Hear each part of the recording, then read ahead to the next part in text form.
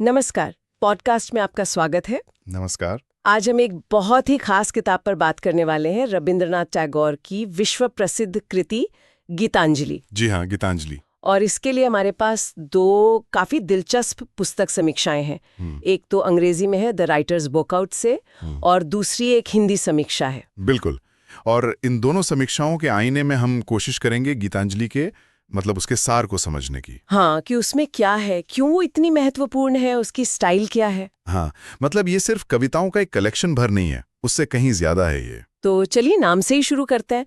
गीतांजलि मतलब गीत और अंजलि, गीतों का अर्पण। अंग्रेजी में जैसे सॉन्ग ऑफरिंग्स। हाँ, ये टाइटल ही कितना कुछ कह देता है ना, जैसे कोई भेंट चढ़ा रहा हो। बिल्कुल बिल्कुल। ये एक तरह की आध्यात्मिक भेंट ही है, ईश्वर को, परमात्मा को समर्पित गीत। अच्छा। हाँ, और एक दिलचस्प बात यह है कि जो अंग्रेजी संस्करण ज्यादा मशहूर हुआ दुनिया भर में, उसमें 103 गद्य कविताएं हैं, मतलब प्रोज पोएम्स। हाँ, ये मैंने भी पढ़ा। हाँ, और ये भी ध्यान रखना जरूरी है कि ओरिजिनल तो बंगाली में थी, 1910 में आई थी। हाँ। और टैगोर ने फिर खुद ही 1912 में इसका अंग्रेजी तर्जुमा किया। लेकिन ये गद्य कविताएं क्या होती हैं, मतलब नॉर्मल कविताओं से अलग कैसे? हाँ, ये अच्छा सवाल है। देखिए, गद्य कविता वो दिखने में तो गद्य जैसी लगती है, मतलब पैराग्राफ जैसी। हाँ। उसमें कोई पारंपरिक मीटर या तुकबंदी वो सब नहीं होता। अच्छा। लेकिन उसकी भाषा में, उसकी लय में, उसके भाव में कविता वाली गहराई और एक संगीत सा होता है। टैगोर ने शायद ये फॉर्म इसलिए चुना होगा ताकि अंग्रेजी पाठक जो बंगाली छंदों से वाकिफ नहीं थे, हाँ, वो कविताओं की आत्मा से, उसकी भावना से सीधे जुड़ सकें। ये सिर्फ शब्द ब शब्द ट्रांसलेशन नहीं था। ये तो बड़ी दिलचस्प बात है। और अंग्रेजी वाली समीक्षा ये भी बताती है कि अंग्रेजी संस्करण में सारी कविताएं मूल बंगाली गीतांजलि से नहीं है। जी हाँ, सिर्फ 69 कविताएं ही थी शायद मूल से, बाकी टैगोर की दूसरी किताबों से ली गईं। और अनुवाद करते वक्त उन्होंने कुछ बदलाव भी किए, जैसे 2 कविताओं को मिला दिया या कुछ लाइनें हटा दी। बिल्कुल। मतलब ये तो एक तरह से एक नई रचना ही बन गई फिर। सही कहा आपने, बिल्कुल। ये दिखाता है कि टैगोर इसे सिर्फ एक अनुवाद की तरह नहीं देख रहे थे, वो अंग्रेजी पाठकों के लिए एक, क्या कहते हैं, एक अलग अनुभव तैयार कर रहे थे। हाँ। भाव ज्यादा जरूरी था उनके लिए, ना कि सिर्फ शब्द। अच्छा, तो गीतांजलि को समझने के लिए जाहिर है इसके रचयिता रविंद्रनाथ टैगोर, उनको भी जानना जरूरी है। जी। कलकत्ता में जन्म 7 मई 1861 और निधन 7 अगस्त 1941। मतलब उनका पूरा जीवन ब्रिटिश राज के दौरान ही बीता। जी। ये बात उनके लेखन को समझने में मदद करती है शायद। हाँ, बिल्कुल। और जैसा अंग्रेजी समीक्षा में भी जिक्र है, वो सिर्फ कवि नहीं थे, वो संगीतकार थे, चित्रकार थे, निबंधकार, नाटककार, कहानीकार, मतलब एक पॉलीमैथ, एक बहुमुखी प्रतिभा जिसे कहते हैं। हाँ। सोचिए, 8 साल की उम्र में पहली कविता लिख दी थी उन्होंने। 8 साल की उम्र में, कमाल है। और उनका असर सिर्फ साहित्य और कला तक ही नहीं था, वो भारतीय स्वतंत्रता संग्राम से भी जुड़े थे। हाँ। और भारत और बांग्लादेश दोनों देशों के राष्ट्रगान भी उन्हीं की देन है। ये विस्तार तो वाकई हैरान करने वाला है। उनका व्यक्तित्व, उनका काम, वो भारतीय पुनर्जागरण का, इंडियन रेनेसां का प्रतीक है एक तरह से, जहां परंपरा और आधुनिकता का एक संगम देखने को मिलता है। और फिर आया वो साल 1913 जब गीतांजलि के अंग्रेजी अनुवाद के लिए उन्हें साहित्य का नोबेल पुरस्कार मिला। जी हाँ। ये कितनी बड़ी घटना थी, पहले गैर यूरोपीय साहित्यकार जिन्हें ये सम्मान मिला। सोचिए जरा, इसने तो जैसे पूरी दुनिया का ध्यान खींच लिया होगा भारतीय साहित्य और दर्शन की तरफ। निश्चित रूप से बहुत बड़ी बात थी ये। इसने पश्चिम के लिए भारत की जो आध्यात्मिक और साहित्यिक परंपरा है, उसके दरवाजे खोल दिए एक तरह से। और तो और जब मशहूर आयरिश कवि W.B. यीट्स ने इसके अंग्रेजी संस्करण की प्रस्तावना लिखी, तो आप समझ सकते हैं कि इसे कितनी ज्यादा साहित्यिक प्रतिष्ठा मिली होगी। हाँ, बिल्कुल। ये सिर्फ एक किताब का सम्मान नहीं था, ये एक पूरी सभ्यता के ज्ञान और उसकी सुंदरता को मिली एक पहचान थी। तो अब आते हैं गीतांजलि के बिल्कुल केंद्र में। इसके मुख्य विषय क्या हैं? दोनों समीक्षाएं इस बात पर तो सहमत लगती हैं कि इसका जो मूल तत्व है वो परमात्मा के प्रति गहरी भक्ति और समर्पण है। बिल्कुल, भक्ति और समर्पण।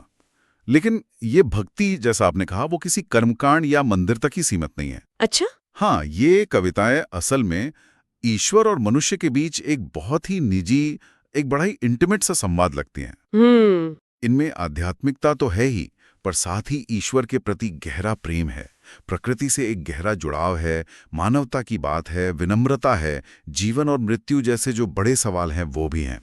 आपने प्रकृति का जिक्र किया।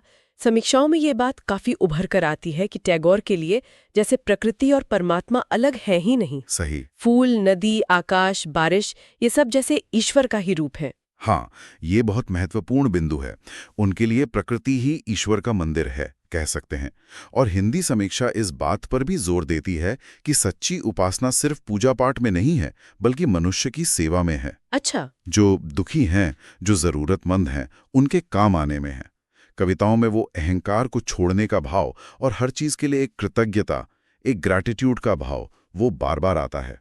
तो ये सिर्फ ईश्वर की महिमा नहीं गाती, ये मानवीय मूल्यों की भी बात करती हैं। अगर साहित्यिक शैली की बात करें तो ये भी बड़ा दिलचस्प है कि बंगाली में तो कविताएं छंद में हैं, मेट्रिकल हैं, लेकिन अंग्रेजी में गद्य कविताएं होने के बावजूद उनमें एक कमाल की गीतात्मकता है, एक लिरिसिज्म है। हाँ। समीक्षा कहती है भाषा सरल है, संगीतमय है और सीधे दिल में उतर जाती है। बिल्कुल। और अंग्रेजी संस्करण में आप देखेंगे तो उस दौर की अंग्रेजी का प्रभाव भी है, जैसे थाओ, दी, थाए जैसे शब्दों का इस्तेमाल। हाँ, मैंने ध्यान दिया। हाँ, वो शायद उस समय की साहित्यिक परंपरा और विषय की जो गंभीरता थी उसको दर्शाने के लिए होगा।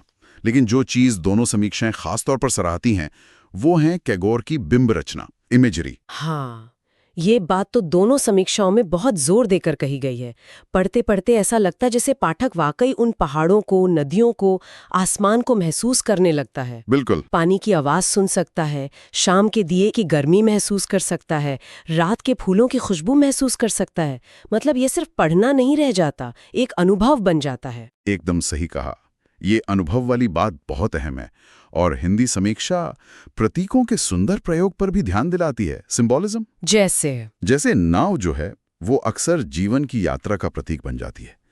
फूल और संगीत वो समर्पण और प्रेम के प्रतीक हैं। और प्रकृति तो जैसा हमने कहा वो स्वयं ईश्वर का ही रूप है। तो ये एक अनूठा संगम है भारतीय भक्ति परंपरा की जो गहराई है और जो पश्चिमी रोमांटिक काव्य का सौंदर्य है, उन दोनों का। अंग्रेजी समीक्षा में कुछ खास कविताओं का भी जिक्र है जिनसे गीतांजलि की आत्मा की थोड़ी और झलक मिलती है जी। जैसे पहली कविता है जिसमें कवि अपने नश्वर शरीर की बात करता है, फ्रेल वेसल, जिसे ईश्वर और कृष्ण का संदर्भ आता है। बांसुरी वाले बार बार नए जीवन से भर देते हैं। हाँ। ये जैसे नश्वरता में भी एक अमरत्व की आशा जगाती है। बिल्कुल, नश्वरता में अमरत्व। और तीसरी कविता का जिक्र है जो कृष्ण के दिव्य संगीत के बारे में है। उसे सुनकर कवि जैसे सुध-बुध खो बैठता है। अच्छा। वो संगीत जो सीमाओं से परे है, जो सारी सृष्टि को अपने में समेट लेता है। समीक्षा में कृष्ण के अनेक गुणों का भी जिक्र है, संगीत, आकर्षण, ज्ञान, शरारत।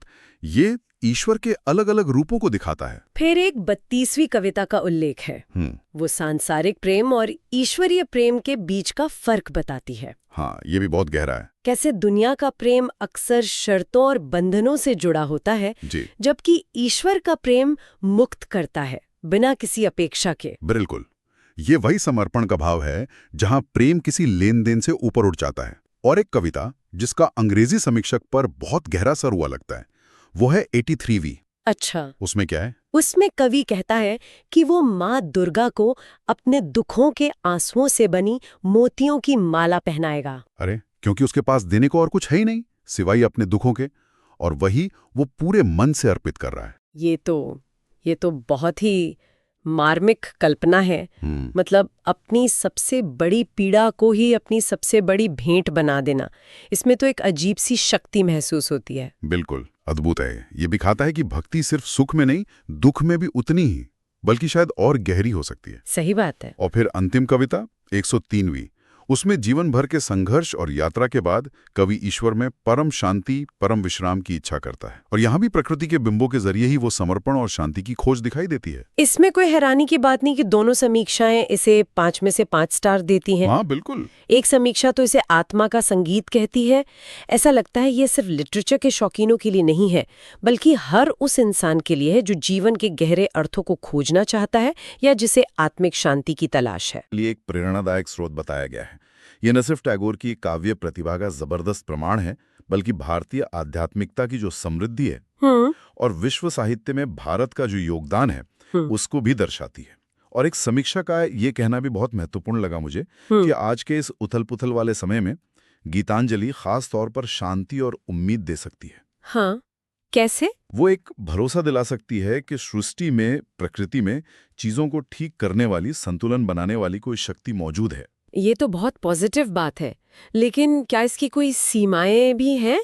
मतलब कुछ ऐसी बातें जिन पर ध्यान देना चाहिए?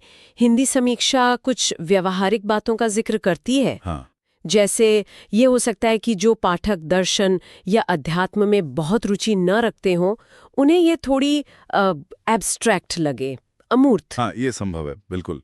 क्योंकि इसमें कोई सीधी कहानी या कोई घटनाक्रम तो है नहीं, ये भावनाओं और विचारों का एक प्रवाह है। सही। तो जिन्हें एक पारंपरिक किस्म की कहानी पसंद है, उन्हें शायद ये शैली थोड़ी अलग लग सकती है। और दूसरा, अनुवाद का मुद्दा तो खैर हमेशा ही रहता है। हाँ, वो तो है। चाहे अनुवादक स्वयं टैगोर ही क्यों ना हो, फिर भी बंगाली भाषा की कुछ बारीकियां, कुछ सांस्कृतिक रंगत, वो शायद अंग्रेजी में 100% ना आ पाई हों। तो कुल मिलाकर अगर हम देखें तो गीतांजलि सिर्फ कविताओं का एक संग्रह नहीं है, ये भक्ति, प्रकृति और बहुत गहरी मानवीय भावनाओं का एक शक्तिशाली और टाइमलेस संगम है। बिल्कुल। ये टैगोर की अपनी निजी आध्यात्मिक यात्रा का आईना है, जो पढ़ने वाले को भी अपने अंदर झांकने के लिए कहीं ना कहीं प्रेरित करती है। एकदम सही। और ये हमें एक दिलचस्प सवाल पर लाकर छोड़ती है, मुझे लगता है। क्या हम आज की इस भागमदौड़ भरी जिंदगी में अपने रोजमर्रा के अनुभवों को, अपनी खुशियों को और यहाँ तक कि अपने दुखों को, अपनी चुनौतियों को भी, क्या हम उन्हें भी एक तरह की अंजलि, एक भेंट के रूप में देख सकते हैं? दिलचस्पी सवाल है। हाँ, मतलब क्या इस नजरिए में, इस समर्पण के भाव में कहीं शांति पाने का कोई रास्ता छिपा हो सकता है, जैसा शायद टैगोर ने प्रकृति और अध्यात्म के जुड़ाव में खोजा था? ये एक विचार है जिस पर हमारे श्रोता शायद थोड़ा मनन करना चाहें। बिल्कुल, एक बहुत ही